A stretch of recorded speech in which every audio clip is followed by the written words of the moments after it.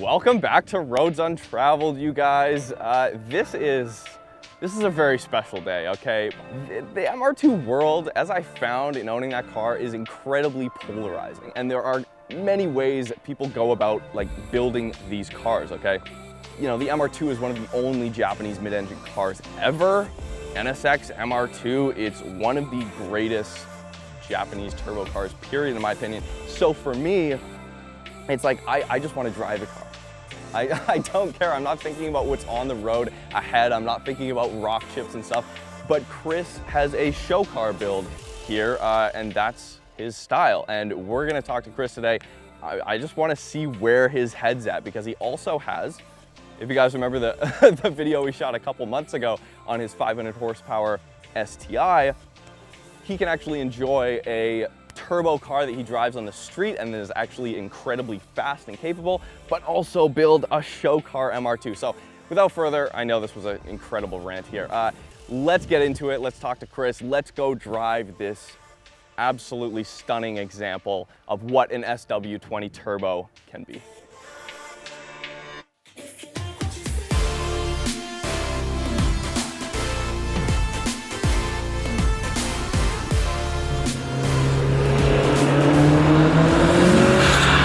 Why did I ever sell my MR2?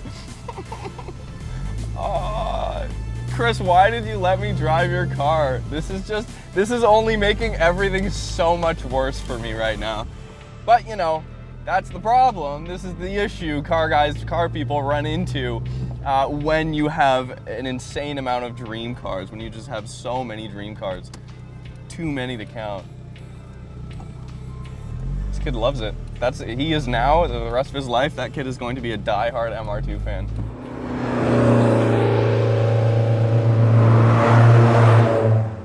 This is Chris's beloved 91 MR2 Turbo. It is a factory original Canadian car, fully spec'd out model from the factory. And Chris has done just so much work on this car. He has been in the community for 17 plus years. So, no power steering. If you guys don't know, the second generation SW20 MR2 came both with no power steering and power steering. A lot of variations in the model years of the MR2. It ran for a production period of 9 years, from 91 to 99. The later ones are only sold or found in Japan. And of course, you can get T-tops or hard tops. If you guys know, oof, that was a little bit rough. Sorry, Chris.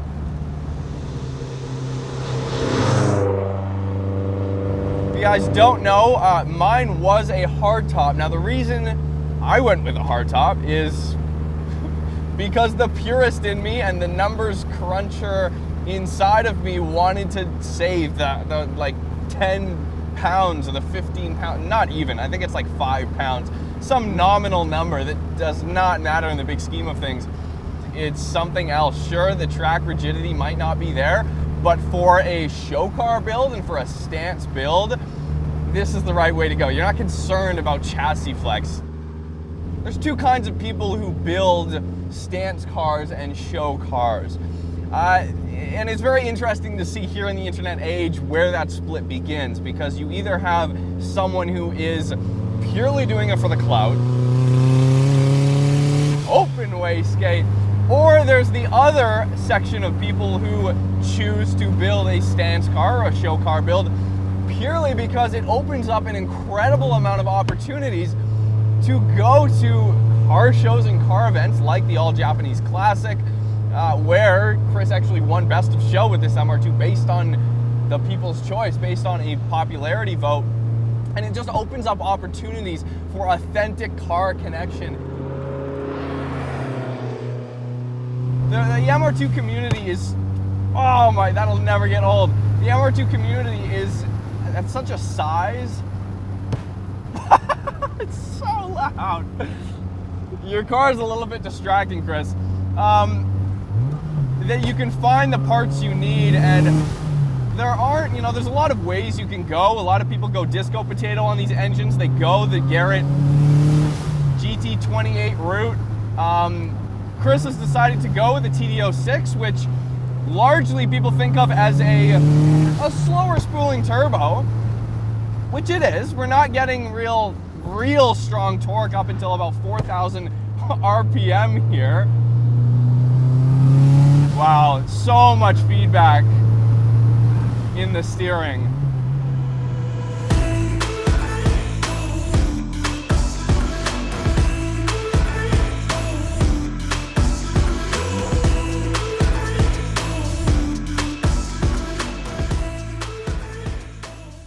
Mm-hmm. 19 years old, and I see a buddy of mine drive in with a 93 Aquamarine turbo and rolls into the parking lot, and all I hear is and I'm like, whoa, what is that? What was that? And then I saw the car, I'm like, oh my God, is that a Ferrari? He's like, no, it's a Toyota MR2. I'm like, I gotta get myself one of these. Yeah, a couple of years after that, it's 22 years old, I bought my very first MR2. It was a 91 turbo originally. It's a California car. Mm-hmm. And it did like a full out, like, you know, 90s, early 2000s, Fast and Furious, start of the era build on it. It was painted blue, the ultrasonic blue from the Lexus ISF. Oh, wow. It had a full authentic Veilside kit. It was molded to the car completely. It was then put into a shop at KO Racing in the States, had a full Gen 4 swap done to it. And a short while later, horrible accident happened, and it was flipped a couple times. It was totaled. I survived it, and hence came this build right here. The accident definitely had a huge play in the way I was going to build my next one. The hardest part was trying to find another MR2. I found this one, and there's a story behind that because I got really desperate trying to find one. And I went on the Rev Scene forums, and I went through the history. And back in 2004, this gentleman had an MR2 for sale. And it was a very archived file, and I just like, you know what, I'm just gonna email this guy. I know it's like over 10 years ago, and he actually responded within a couple of days and says, yeah, I still have my car. If the price is right, we can work on a deal. And I got the car. It's original 91 MR2. So driving a non-power steering MR2 versus a power steering SW20 are two very different things. It makes sense that not having as much weight up front and not having power steering would be a perfect match made in heaven. But I guess just daily driving that car, I got so used to the ease of having power steering. But now driving one, not only that, but in combination with the smaller diameter steering wheel here, it makes sense. There's so much feel here. It's a little bit heavier. It drives pretty good. It's smooth. It's not darting all over the road. It's a matter of what you want out of the era, because yes, the SW20 is such a 90s car, but at the same time, the 3S GTE iron block aluminum head, it is an 80s engineered vehicle. This car was straight up developed in the late 1980s.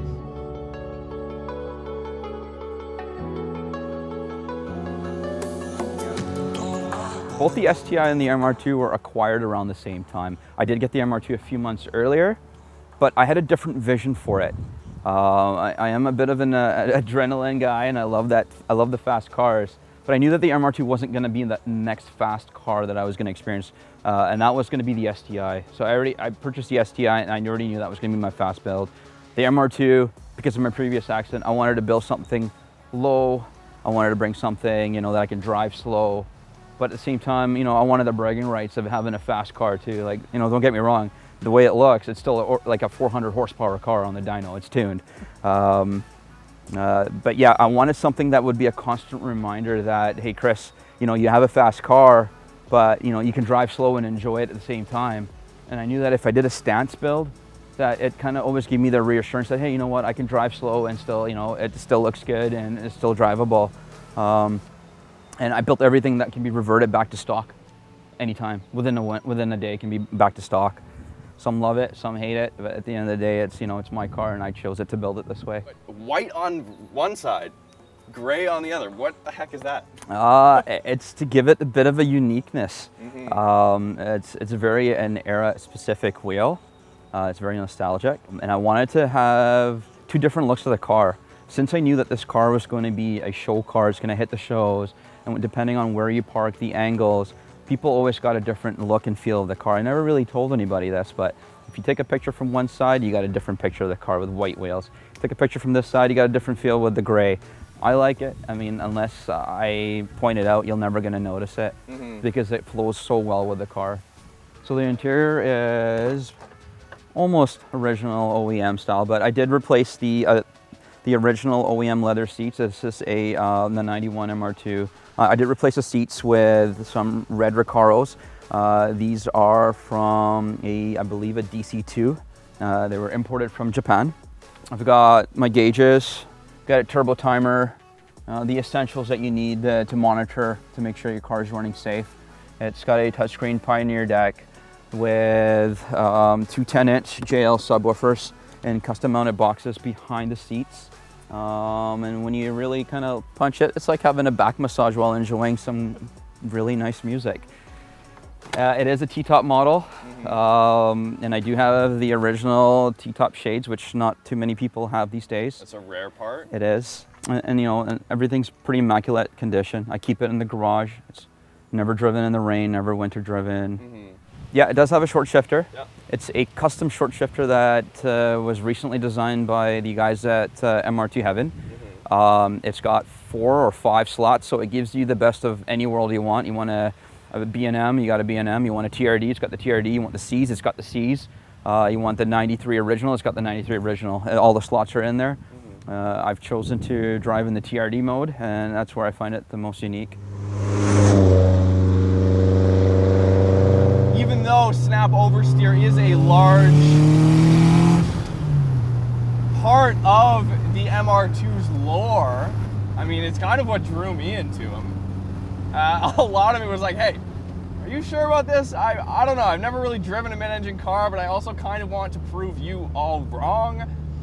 In a lot of cars, front engine, rear wheel drive with a lot of power, it's the opposite. You get in trouble when you get on the gas. In the MR2, you get in trouble when you let off the gas.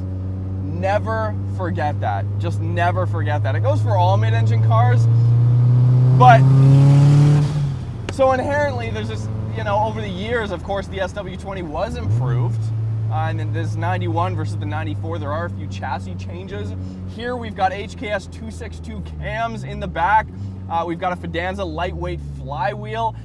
Factory, the MR2 Turbo 3S GTE comes with 440cc injectors. What a lot of guys will do is swap out for Mark IV Super 550cc injectors, which is a perfect upgrade.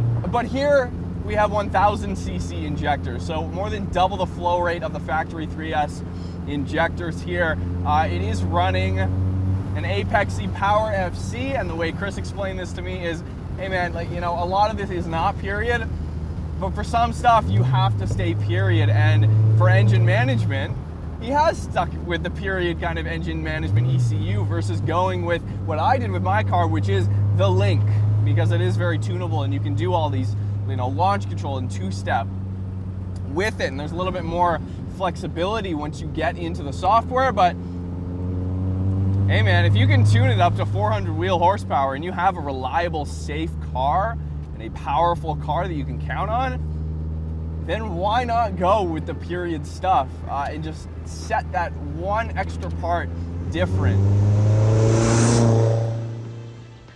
So it is the original motor for this chassis, for this car. Gen 2. It's a Gen 2 3S GTE with the E153 transmission. It is a fully built motor. If you know me, you know I like having things safe, and I like to be able to push them and not worry about things. So it is built. The pistons, the rods, the bearings, the whole works again. And it's got the Racer X manifold. KO Racing, Chris did all my piping. It is running a fully built transmission as well. Russ from the BCMR2 did take it apart, and we put a Quafe LSD in it at the same time we replaced all the seals and everything. It does have the upgraded dual synchros, which some of the newer MR2s came with originally. Yeah, for me it was a huge jump because my original 91 Turbo that I built, the Veilside one, that one didn't have an LSD in it.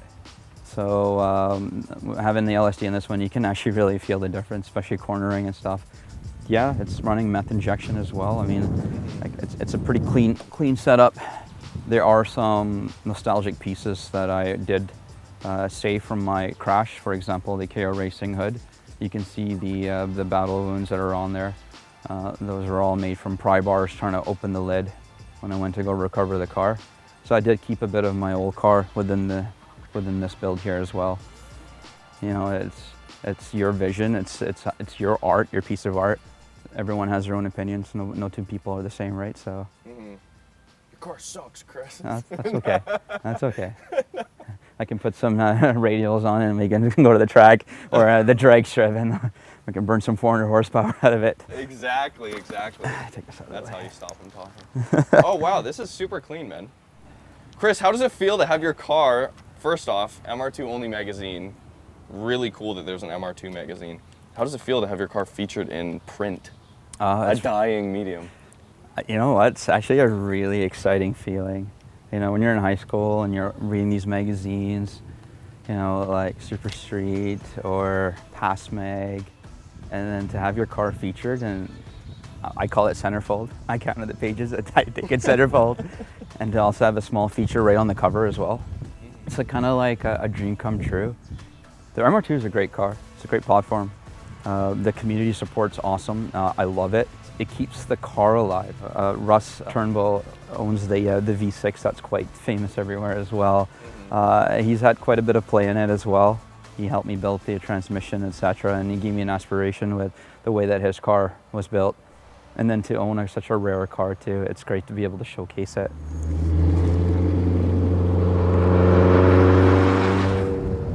Thank you, Chris. Thank you so much, Chris, for giving me the opportunity to drive an SW20 again. You've ruined me, man. You've absolutely ruined me again. Definitely, if you guys want to hit up Chris and follow what he's doing with his MR2 build and his STI build and everything, all the media that all these local photographers are going to be coming out with on this car. I know friends of the show, Terrell and Marcus, not this Marcus, a different Marcus, believe it or not, is actually shooting. They're doing a photo shoot like right after this. So I'm kind of trying to wrap up so you guys can do that. Subscribe if you haven't already. Hit me up on Instagram at Roads Untraveled if you don't want to miss any of the shoots we've got coming up here. And yeah, hit the notification bell and we'll see you guys next time very soon.